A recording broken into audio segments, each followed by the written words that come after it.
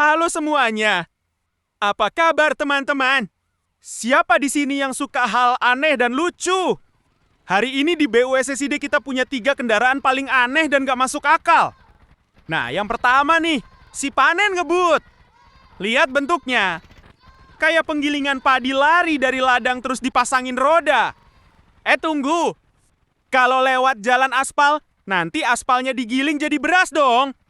Hati-hati ya teman-teman, nanti jalan raya kita jadi lumbung padi. Kira-kira kalau naik mobil ini bisa dapat beras gratis nggak ya?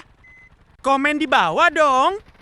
Yang kedua, ini bukan kereta biasa. Ini kendaraan Santa Claus yang sangat aneh. Sekarang dia bisa kirim kado lebih cepat dari kilat. Teman, kalau Santa naik mobil ini, kira-kira kado kalian datang lebih cepat atau malah nyasar ke terminal bus nih? Komen ya. Dan yang terakhir, bintang utama hari ini, gerobak ayam. Jalan dikit goyang-goyang, kayak lagi joget dangdut di atas roda. Setiap lubang dilewati, PETOK, Pito. Suara ayamnya makin kenceng. Bagaimana menurut kalian? Wah, luar biasa ya teman-teman.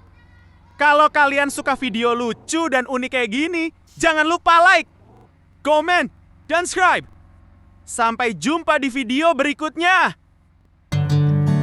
Bring me into golden sunlight.